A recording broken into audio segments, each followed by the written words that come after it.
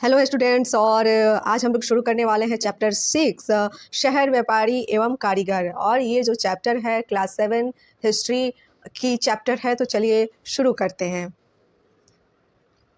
ज्योत्सना अपने माता पिता के साथ मदुरई घूमने के लिए गई हुई थी। वहां अनेक मंदिरों, बाजार की हलचलों, रेशम की साड़ी पर कढ़ाई करते हुए कारीगरों को देखकर उसके मन में शहर के विकास की जानकारी प्राप्त करने का विचार उत्पन्न हुआ।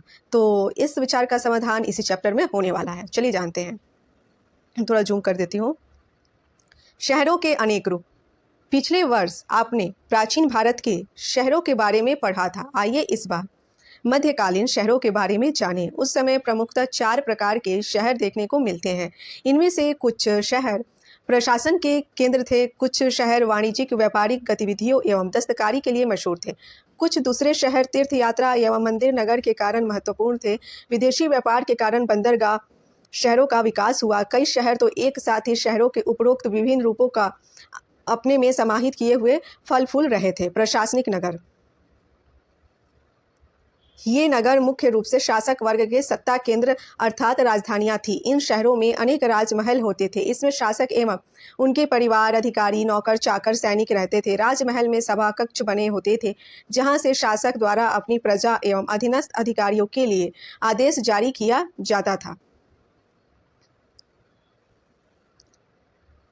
शहरों में बाजार हुआ करता था, जहां नगर निवासियों के लिए अनाज, कपड़ा, आभूषण एवं दैनिक आवश्यकता की अन्य वस्तुओं की बिक्री होती थी। दिल्ली के सुल्तानों, मुगल शासकों ने व्यक्तिगत एवं राजकीय आवश्यकता की वस्तुओं की आपूर्ति के लिए शाही कारखानों के निर्माण किए थे।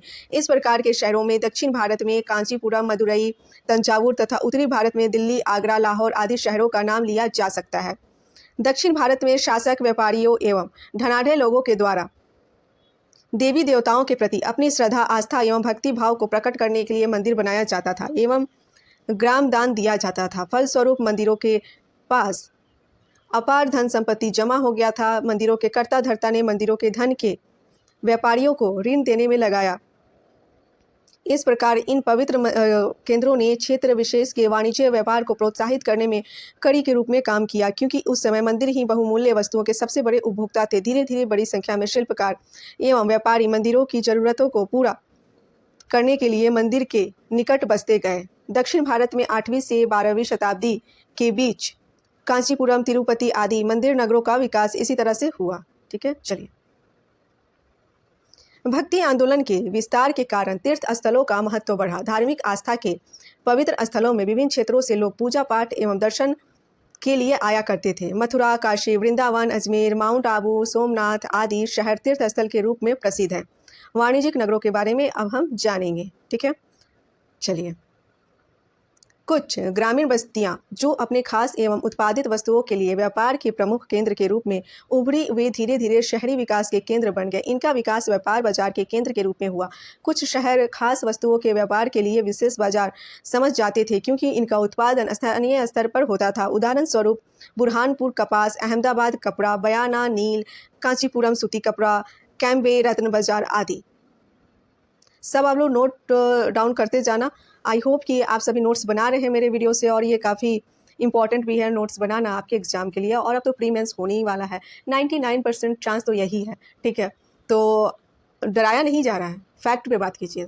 ठीक है, और जब आप प्रेजेंट मूवमेंट में होते हो ना, तो आप सही तथ्यों को सही तरीके से सोच पाते हो, समझ पाते हो। इल्यूशन में नहीं रहना चाहिए। ठीक है, और ना तो हमें पास्ट में जीना चाहिए और ना ही फ्यूचर में, कि ऐसा नहीं होने वाला है। मैंने ये गलती नहीं की होती, क्योंकि जो पास्ट का समय है वो जा चुका है। आने वाला समय आपको पता नहीं है। ठीक है, आप हो प्रेजेंट में, तो प्रेजेंट में जियो, डिसीजन भी प्रेजेंट के अकॉर्डिंग लो। ठीक है, मुझे तो कोई कोर्स बेचना है नहीं यहाँ पे। मैंने पहले भी कहा था कि अगर इतने सब्सक्राइबर्स हो जाएंगे तो नोट्स मैं फ्री में दूंगी, अगर नहीं होंगे तो लास्टली मुझे नोट्स आप लोग परचेज कीजिएगा, और जो रेट होगा वो काफ़ी मतलब सही रेट होगा कि सभी लोग परचेज कर सकें। ठीक है, तो ये अलग बात है। लेकिन ये सोचना कि ऐसा नहीं होगा तो, ये नहीं होगा तो, इसमें जीना सही नहीं होता है। और अगर आप खुद सोचिए, क्या आपको लगता है कि प्री ही हो, और क्या आपको लगता है कि 20,000 वैकेंसी आएगी तो क्या आप लोग फॉर्म नहीं डालोगे, कि आप लोग तैयारी करना छोड़ दिए हो? बिल्कुल डालोगे, क्योंकि मेरी आदत जाते जाते गई। अभी भी कोई फॉर्म आता है तो लगता है कि मैं भर दूँ। तो आप लोग भी एडिक्ट हो चुके हैं गवर्नमेंट जॉब के लिए। मेरी एडिक्शन नहीं गई। तो ये भी एक प्रकार का मुझे लगता है एडिक्शन ही है कि आप नहीं चाहते हुए भी कर डालते हो। ठीक है, मैं खुद कितने डिप्रेशन और इन सारी चीज़ों से गुजरी हूँ, वो तो खैर मैं ही जानती हूँ, और आप लोग भी सर्वाइव कर रहे हो। ठीक है, और मैंने पहले भी वीडियो बनाया है इस पे, तो टॉपिक को बहुत लंबा मैं नहीं करना चाहूँगी। तो यही है, मुझे पता है कि जो लोग आज धरने पे बैठे हैं या फिर से बैठने वाले हैं, लेकिन गवर्नमेंट अपनी मनमानी ही करेगी। हम लोग के साथ भी अपनी मनमानी ही की है। ठीक है, तो अच्छा है ये एक्सेप्ट कर लेना कि जिसकी गवर्नमेंट है वो जो चाहेगी वो कर सकती है। ठीक है, और दूसरी बात कि क्या अगर 20,000 वैकेंसी आ जाएगी तो क्या आप लोग फॉर्म नहीं डालोगे? बिल्कुल डालोगे, मुझे पता है। 99% चांस है कि आप लोग फॉर्म डालोगे। जिन लोगों की थोड़ी भी तैयारी है वो लोग तो डाल देंगे, जिनकी नहीं भी तैयारी है वो भी डालेंगे, और उस वक्त क्वेश्चन अच्छा आ गया पेपर में तो आप लोग बस पछताने के अलावा कुछ नहीं बचने वाला है। ठीक है, अगर आप लोग सीरियस नहीं हो, मैं बोलती हूँ कमेंट किया करो। अगर पूरा वीडियो देख रहे हो कोई कमेंट नहीं करता, ठीक है, तो मैं क्या ही करूँ। मैं भी अब एक वीडियो डालती हूँ, मुझे भी मोटिवेशन चाहिए ना। आप लोग मोटिवेशन नहीं देते हो तो मुझे लगता है कि चलो ठीक है, आप लोग कहीं ना कहीं से तो खैर इतने सारे कोर्सेज हैं आप लोग कर रहे होगे, तो खैर वो अलग बात है। लेकिन ठीक है, मैथ भी मैंने सोचा था, बहुत चीज़ें सोची थी, तो मैं खुद उस टाइम का मैंने टारगेट लिया था कि चलो 100 सब्सक्राइबर्स तो हो ही जाएंगे। तो ठीक है, सब लोग मोटिवेट होते हैं, डीमोटिवेट होते हैं, और यही लाइफ की जर्नी है। और मैं इस चीज़ को बहुत जल्दी समझ जाती हूँ, और आप लोग भी शायद मेरे एज में आइएगा तो चीज़ों को जल्दी समझने लगेगा। लेकिन उस चीज़ को जल्दी समझने के लिए एज को बर्बाद ही क्यों करना। आप बस, मुझे इस बात से दिक्कत है कि फैक्ट पे बात करना सीखो, जो है उस पर बात करना सीखो। पास्ट और फ्यूचर में मत फंसो, आज पे बात करो। आज का दिन तुम्हारा कैसा गया, आज तुमने क्या किया, ये ज़्यादा मैटर करता है। ठीक है, चलिए आगे बढ़ते हैं, क्योंकि समझाने लग जाऊंगी तो फिर वो वीडियो काफ़ी लंबा हो जाएगा। बंदरगाह, शहरों के तैयार माल को दूसरे देशों में ले जाने के लिए समुद्र के तटीय क्षेत्रों में शासकों एवं व्यापारियों द्वारा बंदरगाहों का विकास किया गया। अंजुमन मणिग्रामम नानादेशी जैसे व्यापारिक समुदाय के कारण तटीय बस्तियों का महत्व बढ़ा। शासकों के विशेष फरमानों के द्वारा विदेशियों को तटवर्ती शहरों में बसने एवं व्यापार करने की छूट दी गई। गुजरात, जहां जैन व्यापारियों का बोलबाला था, पश्चिम भारत का प्रमुख व्यापारिक केंद्र था। यहाँ के बंदरगाह भरौच एवं सूरत मध्यकाल में व्यापारिक केंद्र के रूप में फले फूले। भारत के पश्चिमी तट का अरब फारस की खाड़ी और उसके आगे के देशों के साथ व्यापारिक संबंध रहा था। 10वीं से 12वीं शताब्दियों के बीच में थाना, गोवा, भटकल, मंगलूर, कोचीन जैसे बंदरगाह का विकास लंबी दूरी के व्यापार के कारण हुआ। पूर्वी तट पर स्थित प्रमुख बंदरगाह हुगली, मोटुपल्ली, मसूलीपट्टनम दक्षिण पूर्वी व्यापार का मुख्य द्वार बन गया। अरब के घोड़े के व्यापारियों के कारण कर्नाटक एवं केरल के तटीय शहरों का महत्व बढ़ गया। यूरोपीय व्यापारियों के आगमन के साथ पश्चिमी एवं पूर्वी सागर तट पर अनेक नए पतन और नगर विकसित हुए, जो धीरे धीरे उनके सैनिक एवं प्रशासनिक केंद्रों में बदल गए। बम्बई, कलकत्ता और मद्रास इसके प्रमुख उदाहरण थे। अब शहरी परिदृश्य पर नजर डालते हैं, चलिए। अधिकांश शहर एक चारदीवारी से घिरा होता था। इसमें एक या अधिक प्रवेश द्वार होते थे। शहर की प्रमुख आबादी इस चारदीवारी के अंदर निवास करती थी। सुनियोजित ढंग से बसाए गए शहरों में बाजार अलग से बनाए जाते थे।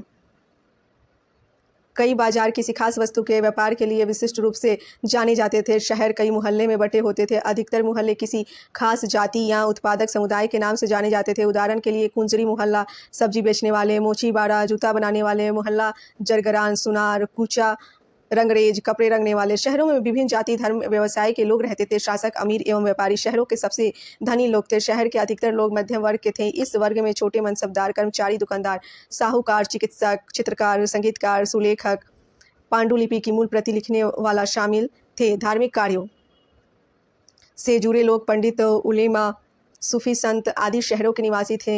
इन्हें आमतौर पर राज्य से इनाम के रूप में कर मुक्त भूमि अनुदान में दिया जाता था, जो शहरों के आसपास होती थी। इसके अलावा सैनिक, नौकर, गुलाम, कारीगर इत्यादि निम्न स्तर के लोग भी शहरों में निवास करते थे। ये लोग उच्च वर्ग के लोगों के यहाँ काम करके अपनी आजीविका चलाते थे। चलिए नेक्स्ट, व्यापार की दशा एवं दिशा। शहरों का मुख्य आकर्षण वहाँ की मंडियाँ एवं बाजार थे। प्रांतों की राजधानियाँ तथा समुद्र के तट के किनारे स्थित शहरों ने व्यापार वाणिज्य की गतिविधियों में महत्वपूर्ण भूमिका निभाई। इन शहरों के बाजारों में देश विदेश के व्यापारी क्रय विक्रय किया करते थे। व्यापारी लोग शहरों की खपत से अधिक तैयार वस्तु को ले जाकर दूसरे स्थानों पर बेचने लगे। इस काल के भीतर व्यापार के विस्तृत होने का पता चलता है। प्रत्येक कस्बा में हाट या बाजार होता था। इसके अलावा नियत समय पर लगने वाले मेलों में व्यापारी आते थे और वस्तुओं की खरीद बिक्री होती थी। फेरी लगाकर माल बेचने वाले व्यापारियों का एक वर्ग था जो लोगों की ज़रूरतों को पूरा करते थे। इसके अतिरिक्त राजपूताना क्षेत्र के बंजारे अनाज, नमक, चीनी, मक्खन आदि वस्तुएं सैकड़ों बैलों पर लाद कर एक स्थान से दूसरे स्थान को ले जाते थे। बंजारा लोग मंतू व्यापारी थे। उनका कारवा टांडा कहलाता था। आपने चैप्टर 3 में पढ़ा ही होगा। अलाउद्दीन खिलजी बंजारों का उपयोग नगर के बाजारों तक अनाज की ढुलाई के लिए करते थे। बादशाह जहांगीर ने अपनी आत्मकथा तुजुके जहांगीरी में लिखा है कि बंजारे भिन्न भिन्न क्षेत्रों से अनाज ले जाकर शहरों में बेचा करते थे। वे मुगलों के सैनिक अभियान के दौरान सेना के लिए खाद्य वस्तुओं की ढुलाई का काम भी करते थे। बंजारे 17वीं सदी के आरंभ में भारत आने वाले एक अंग्रेज व्यापारी पीटर मुंडी ने बाजारों का वर्णन किया है। सुबह हमारी मुलाकात बंजारों के एक टांडा से हुई जिसमें 14,000 बैल थे। सारे पशु गेहूं और चावल जैसे अनाजों से लदे हुए थे। ये बंजारे लोग अपनी घर गृहस्थी, बीवी और बच्चे अपने साथ लेकर चलते थे। एक टांडा में कई परिवार होते हैं। उनका जीने का तरीका उन भारवाहकों के से मिलता जुलता है जो लगातार एक जगह से दूसरी जगह जाते रहते हैं। गाय बैल उनके अपने होते हैं। कई बार वे सौदागरों के द्वारा भाड़े पर नियुक्त किए जाते हैं, लेकिन ज़्यादातर वे खुद सौदागर होते हैं। अनाज जहाँ सस्ता उपलब्ध है वहाँ से वे खरीदते हैं और उस जगह ले जाते हैं जहाँ वह महंगा है। वहाँ से वे फिर ऐसी चीज़ें लाद लेते हैं जो किसी और जगह मुनाफे के साथ बेची जा सकती है। ठीक है। टांडा में 6 से 700 लोग हो सकते हैं। वे एक दिन में 6 या 7 मील से ज़्यादा सफ़र नहीं करते। यहाँ तक कि ठंडे मौसम में भी अपने गाय बैलों पर से सामान उतारने के बाद वे उन्हें चरने के लिए खुला छोड़ देते हैं, क्योंकि यहाँ ज़मीन पर्याप्त है और उन्हें रोकने वाला कोई नहीं। पता करें कि आजकल गाँव से शहरों तक अनाज ले जाने का काम कैसे होता है। यह बंजारों के तौर तरीक़ों से किस तरह भिन्न या समान है। ठीक है, चलिए इसको छोड़ते हैं, आगे बढ़िए। बड़े पैमाने के व्यापार कुछ विशेष व्यापारी समुदाय तक सीमित थे। उत्तरी भारत के मुल्तानी, गुजराती, बनिया तथा दक्षिण भारत के मलय, चेट्टी एवं मूरो कुछ ऐसे व्यापारी समूह थे जिन्होंने दूर के देशों के साथ व्यापार संबंध बनाए। भारत के पश्चिमी तट पर स्थित सूरत, भरौच, खंभात, कालीकट, गोवा जैसी बंदरगाह पश्चिमी देशों के साथ मसाला, सूती कपड़ा, नील, जड़ी बूटी के व्यापार के प्रमुख केंद्र थे। इन वस्तुओं को जहाज़ों में भरकर फारस की खाड़ी एवं लाल सागर के बंदरगाहों को भेजा जाता था। यहाँ से वेनिस एवं जिनेवा के व्यापारी इन्हें यूरोप के देशों तक ले जाते थे। बंगाल की खाड़ी क्षेत्र में स्थित बंदरगाहों सतगांव, पुलिकट, मसूलीपट्टनम, नागपट्टनम से कपड़ा, अनाज, खाद्य सामग्री, सूती धागा इत्यादि वस्तुएं दक्षिण पूर्व एशिया को भेजा जाता था। यूरोप के देशों से ऊनी वस्त्र, सोना, चांदी भारत लाया जाता था। पूर्वी अफ्रीका से हाथी दांत एवं मध्य एशिया से खजूर, ताजे फल, सूखे मेवे अरब व्यापारियों द्वारा भारत लाए जाते थे। चीन से रेशम तथा दक्षिण पूर्व एशिया से मसाला भारत आने वाली प्रमुख वस्तु थी। फारस की खाड़ी से हरमुज के रास्ते घोड़े, मोती, रेशम, कालीन आदि आयात की वस्तुएं थी। गुलामों को भी इसी रास्ते से लाया जाता था और उसकी खरीद बिक्री की जाती थी। व्यापारिक मार्ग, यातायात एवं विनिमय के साधन, सड़कों का विस्तृत जाल बंदरगाहों को एक दूसरे से जोड़े हुए था। इनके द्वारा बाजारों एवं नगरों के बीच वाणिज्य व्यापार होता था। अल बरूनी ने अपने विवरण में 15 व्यापारिक मार्गों का उल्लेख किया है। अब बताइए, क्वेश्चन आ जाएगा कि अल बरूनी ने अपने विवरण में कितने व्यापारिक मार्गों का उल्लेख किया है, तो फिर कन्फ्यूजन होगी ना। इसीलिए बार बार बोला जाता है कि कॉपी पेन साथ में रखिए और साथ में लिखा कीजिए। बाकी नोट्स तो मेरी तरफ से मिलेगा, मैं प्रिपरेशन में लगी हुई हूँ, लेकिन सारी चीज़ें जैसे आप सोचते हो कभी कभी नहीं होता। अभी मैं 1 वीक के लिए शायद मैं वीडियो भी ना डालूँ अपने चैनल पे, क्योंकि मैंने एक प्रोग्राम ज्वाइन किया है तो मुझे उसे करना है, कंप्लीट करना है। ठीक है, तो उसके बाद ही डल पाएगा चैनल पर। आई होप, ट्राई करूँगी कम से कम 1-2 तो आ ही जाए, बट देखते हैं। तो काफ़ी शेड्यूल जो है मेरा काफ़ी हैक्टिक होता है, फिर भी मैंने समय निकाल कर सोचा कि कुछ करना चाहिए। तो बस धीरे धीरे कोई भी चीज़ सेटल होने में तो टाइम तो लगता ही है। बाकी आप लोग सपोर्ट कीजिए। सड़कों के अलावा भारत के पश्चिमी एवं पूर्वी तटों के साथ लगे समुद्री मार्गों ने भी विदेशी व्यापारिक संपर्कों को बढ़ाने में महत्वपूर्ण भूमिका निभाई। मैदानी इलाकों में सामानों को लाने ले जाने का मुख्य साधन बैलगाड़ियां थी, लेकिन जहां ये नहीं चल पाती थी वहां सामानों को ढोने के लिए बैल, खच्चर, ऊंट एवं आदमियों का इस्तेमाल किया जाता था। नावों का उपयोग जल मार्ग पर होता था, जबकि बड़े जहाज समुद्रों में चलते थे। वस्तुओं की खरीद बिक्री में सिक्के विनिमय के प्रमुख साधन थे। सिक्के सोने, चांदी एवं तांबे के बने होते थे। इस काल में दिरहम, जीतल, टंका, दिल्ली वाल, बहलोली, स्वर्ण मुहर आदि सिक्के के प्रचलन का प्रमाण मिलता है। मुगल काल में रुपया और दाम मुख्य मुद्रा थी। व्यापारियों का एक वर्ग सराफों का था जो व्यापार में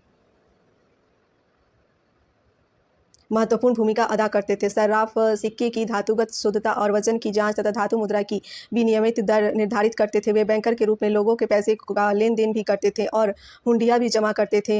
हुंडी कागज़ पर लिखा एक वचन पत्र होता था जिसके द्वारा किसी स्थान पर समय पर लिखी गई राशि देने की व्यवस्था की जाती थी। इसका आरंभ वाणिज्यिक कार्यों के लिए मुद्रा के रूप में अधिक धन को लेकर जाने वालों के खतरे को ध्यान में रखकर हुआ। सभी विदेशी व्यापारियों ने भारतीय साहूकारों की ईमानदारी की प्रशंसा की है।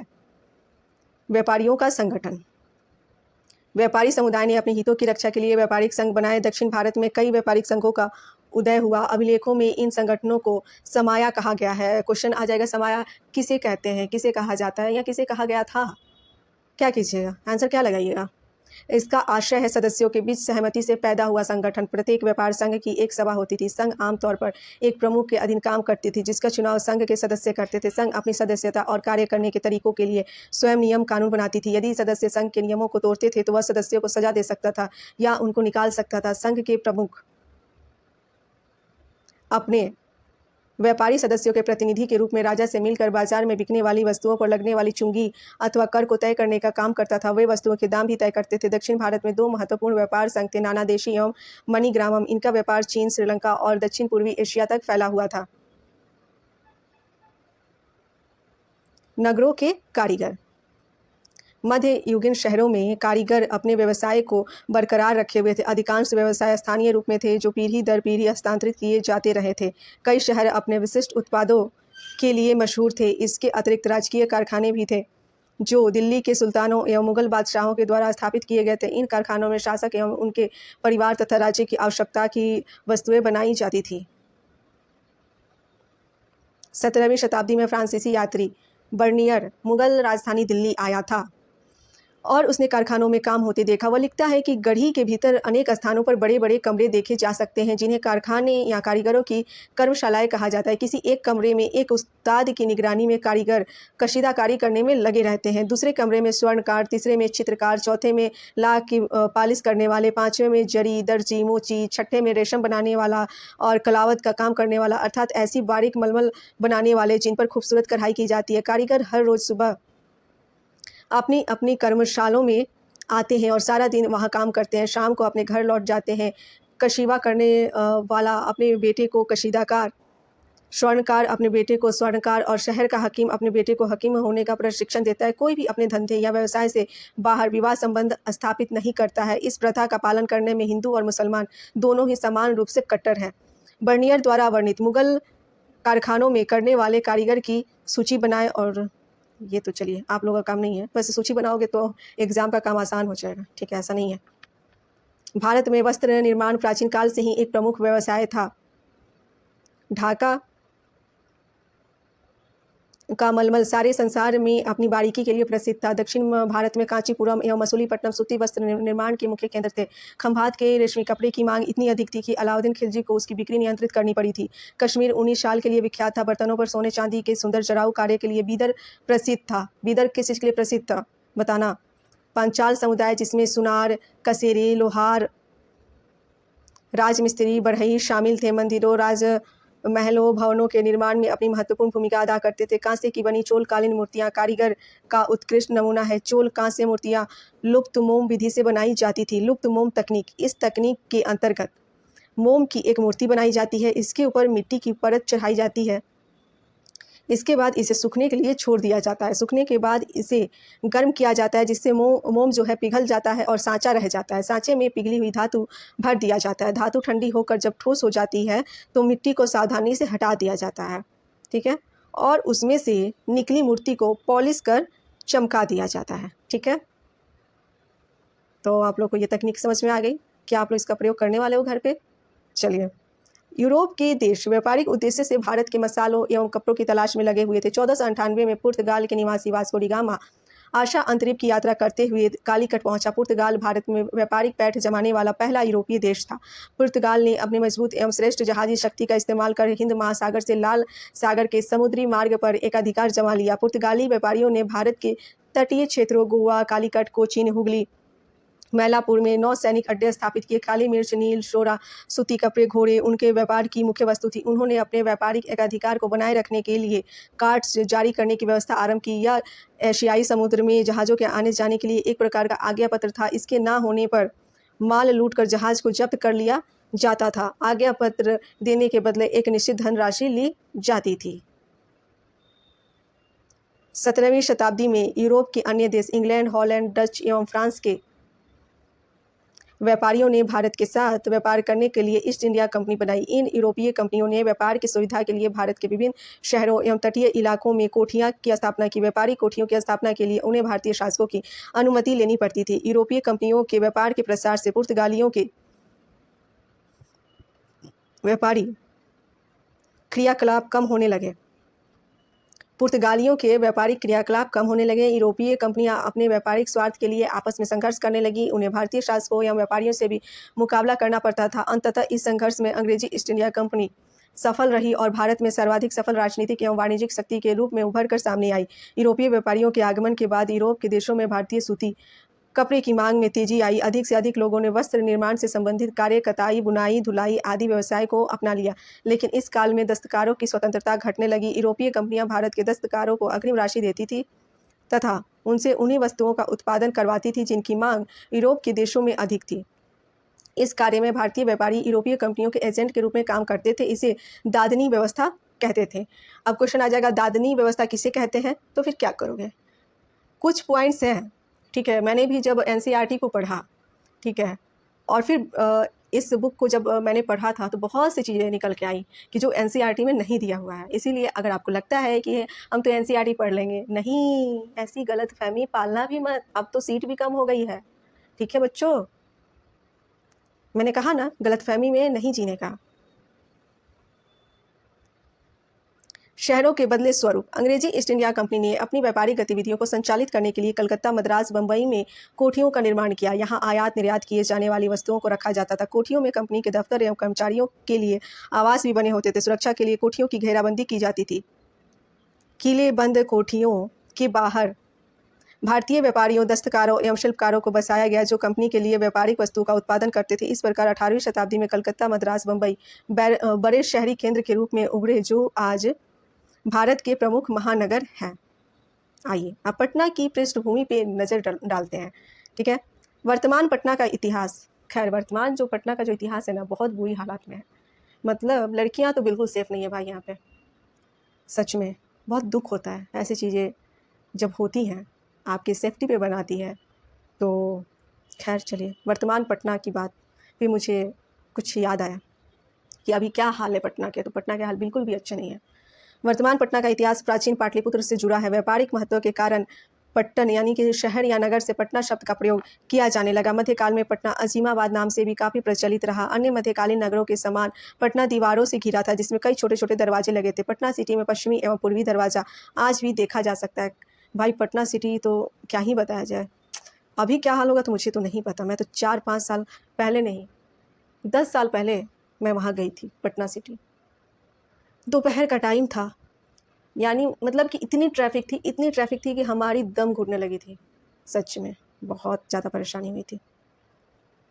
अफ़गान मुग़ल काल बिहार सूबे का एक नाजिम या सूबेदार होता था। 1704 ईस्वी में औरंगज़ेब का पोता अजीम उस शान बिहार का सूबेदार बना। अजीम ने पटना को एक नए ढंग से बसाया और इसे अजीमाबाद का नया नाम दिया। उसने मोहल्लों को बसाने का काम इस प्रकार से किया कि अजीमाबाद की सुंदरता बढ़ गई। लोधियों के मोहल्ले का नाम लोधी कटरा पड़ा। इस मोहल्ले के पास मुग़ल सेना के अधिकारी जहाँ रहते थे उसे मुग़लपुरा कहा गया। शेर शाही परिवार के रहने की जगह कैवा शिको के नाम से जाना जाता था। उलेमा, साहित्यकार, कवि, शायर का मोहल्ला मैदाने फसाहत के नाम से जाना जाता था। सब्र उस सुबूर मुख्य न्यायाधीश का निवास स्थान सदर गली के नाम से मशहूर है। हिंदू उमरा अधिकारी के कारण दीवान मोहल्ला आबाद हुआ। पटना के मोहल्लों का नाम पेशे के आधार पर पड़ा। उनमें से एक मोहल्ला ठठेरी बाजार है। तांबे एवं पीतल के बर्तन बनाने वाले सैकड़ों परिवारों के कारण इस मोहल्ले का नाम ठठेरी बाजार पड़ा। जिस गली में सेना के लिए तीर और कमान बनाने वाले रहते थे उसका नाम कमानगर की गली कहलाता था। आज यह कमंगर गली के नाम से जाना जाता है। पान बेचने वाले का मोहल्ला पानदारी नमक का बाजार नून गोला, चावल का बाजार चौहट्टा, गुड़ का बाजार गुड़हट्टा। क्या बात है, क्या बात है। मुझे लगा कि मैं तो शायरी ही पढ़ रही हूँ। 17वीं शताब्दी में अंग्रेज एवं डच व्यापारिक कंपनियों के प्रयास से पटना एक प्रमुख व्यापारिक केंद्र बन चुका था। अनेक जैन व्यापारी पटना में बसना शुरू कर दिए थे, जिनमें सबसे धनी व्यापारी हीरा चंद्र शाह थे। यूरोपीय व्यापारी के माध्यम से पटना का व्यापार मध्य एशिया, पश्चिम एशिया, अफ्रीका के तटवर्ती क्षेत्रों और यूरोप के देशों के साथ उन्नत रूप में होता था। यूरोप के व्यापारियों की अभिरुचि सूती वस्त्र, नील एवं शोरे की प्राप्ति में थी। अंग्रेजों द्वारा पटना सिटी के गुलजार बाग मोहल्ले में गंगा नदी के किनारे एक व्यापारिक कोठी 1620 ईस्वी में बनवाई गई थी। इस कोठी का मुख्य द्वार गंगा नदी की ओर था। यह कोठी ऊंची दीवारों से घिरी थी। पटना से अंग्रेज शोरा प्राप्त करते थे, क्योंकि यूरोप में इसकी खूब मांग थी और इससे बारूद बनाया जाता था। पटना के आसपास के क्षेत्रों से शोरा इकट्ठा किया जाता था और इसे नाव द्वारा गंगा के रास्ते हुगली, फिर वहां से यूरोप ले जाया जाता था। पटना से चावल और चीनी बंगाल के बाजारों में जाते थे। पटना के निकट लखावर कपड़ा उत्पादन का प्रमुख केंद्र था। भाई ये भी इंपॉर्टेंट हो सकता है क्वेश्चन, नोट कर लेना। यहाँ देश विदेश के व्यापारी आते थे और माल खरीदते थे। बिहार में बड़े पैमाने पर रेशम वस्त्र बनाया जाता था। 1620 से 21 ईस्वी में अंग्रेजों द्वारा पटना में रेशम से धागे बनाने के कारखानों का निर्माण किया गया था। 1580 ईस्वी में मुगल बादशाह अकबर ने टकसाल यानी कि सिक्के बनाने का केंद्र की स्थापना की थी। 1705 ईस्वी में अजीम के समय में यहाँ बनाए गए सिक्कों पर अजीमाबाद शब्द का प्रयोग किया गया। पटना शहर की पूर्वी सीमा पर माल सलामी मोहल्ला मुगल काल में व्यापारिक सामान या माल पर चुंगी यानी कि सलामी की वसूली का केंद्र था। तो ये चैप्टर हो गया है समाप्त और मैं आपसे मिलने वाली हूँ अगले वीडियो में। तो इसी प्रकार से आप देखते हैं कि जो क्रिकेट वगैरह आप देखते हैं वहाँ पे लोग बोला करते हैं, तो मैंने भी बस कोशिश किया। चलिए, तो जाते जाते चैनल को लाइक शेयर सब्सक्राइब करते जाना।